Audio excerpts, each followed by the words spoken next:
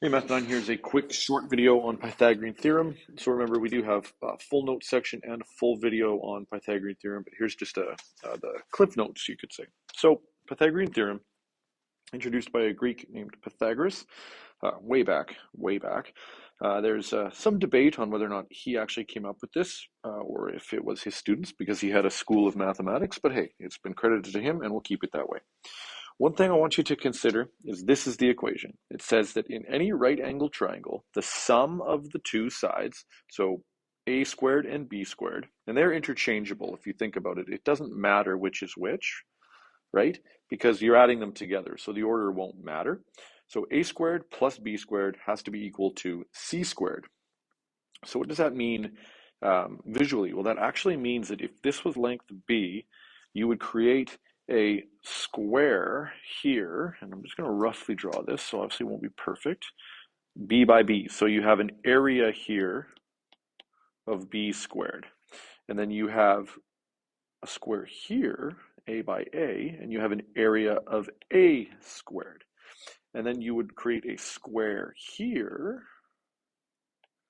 of length c and c, and you would get an area of c squared. And what it says is that the entire area that would fill this box plus the entire area that would fill this box becomes the complete area inside this box. It's there's a mathematical proof you could find online. It's quite something, and it actually is like the tenet of the start of right angle triangle geometry, which gets more and more involved as you move up in your grades. So it was quite the discovery back in those times, you could imagine, because every right angle triangle lives by these properties. But I want to take this just a step away from a squared plus b squared equals c squared for a minute, because it's possible you get a triangle that's labeled like this. And if you just remember a squared plus b squared equals c squared, you're going to do this one wrong just because your triangle is labeled differently. So remember, it's more than just a formula, but it's about exactly what it is. So consider the fact that you have what's called the leg of a triangle and the leg of a triangle that connect at the 90-degree angle. And the side across the 90 degrees is your hypotenuse. So yeah, that's your A, B, and your C, but if you consider it leg squared plus leg squared equals hypotenuse squared, you're not going to mess it up if someone labels a triangle with the ABCs in a different spot. You need to be aware of that, and you need to be able to identify that. So just, that's what I'm going to say moving forward. I might jump back and forth between the ABC, but I'm going to try leg, hypotenuse. So we can use the Pythagorean theorem for two different things. If we're given a triangle with dimensions, but cheekily there's no little box in the corner, we don't know if it's a right angle. It might look like a right angle triangle, but remember, you can't tell the difference between a 90-degree angle and a 90.00001 degree angle, and you need to be able to prove it mathematically. But the Pythagorean theorem tells us that if it's a right angle triangle, then the leg squared plus the leg squared should equal the hypotenuse squared. Now we just finished squares and square roots, and we're going to see that in action here in a second. So like I said, your legs are interchangeable. I'll do this one and this one, right? So it means that 3 squared plus 4 squared should be equal to 5 squared. That's what this triangle is telling us. If this is true, then we have a right angle triangle. Well, 3 squared is 9, 4 squared is 16, 5 squared is 25. So we continue this, and we get 9 plus 16 is 25 equals 25. Since that is true, it means that this is a right angle triangle, and we can put the little right angle symbol in there. So let's see that again. This time I have a leg of 9, so 9 squared plus 12 squared should be equal to 15 squared. 9 squared is 81, 12 squared is 144, 15 squared is 225. You have these on your multiplication table down the diagonal, but it's just 9 times 9, 12 times 12. You can also compute these. 81 plus 144. Well, 80 plus 144 would be 244, or 224, and then plus 1, we get 225 equals 225. So again, yes, this is a right angle triangle. So that's two examples where it works. Well, what happens here? Again, leg squared plus leg squared should equal the hypotenuse squared. And now I get 36 plus 49 should give me 64.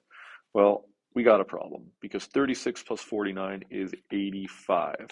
Does 85 equal 64? No, it does not. So this is not a right angle triangle. So all you're doing is checking to see if it essentially passes the test of satisfying the Pythagorean theorem. Now this next one, this number might throw you for a loop, but this is a number. It's just a number that would be a repeated decimal or non-repeating decimal forever. So we write it as the square root of 41. And remember from our squares video, a root and a square cancel each other out. So in this case, if we go 4 squared plus 5 squared equals the square root of 41 squared, well, we just get 16 plus 25 equals 41 because these things cancel each other out. And then 16 plus 25 is 41. So this is true, so this is a right angle triangle. So you use the Pythagorean theorem to prove it. The other thing we can do with the Pythagorean theorem is solve for missing information.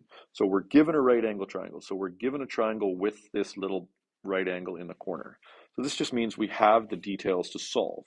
So we're missing the hypotenuse. We're missing the biggest side. So we're adding the legs. So 6 squared plus 8 squared equals, I don't know, squared. 36 plus 64 equals, I don't know, squared. 100 equals, I don't know, squared. So how do you get from a squared to a non-squared? We square root. So I don't know squared has to be square rooted, and 100 has to be square rooted. We have to square root both sides. Square root of 100 is 10. So that means my unknown side, because the squared and the square root cancel, my unknown side is 10. We'll see that in action again over here, because it's the same setup. 7 squared plus 9 squared equals, I don't know, squared. 49 plus 81 equals, I don't know, squared. So 130 equals, I don't know, squared.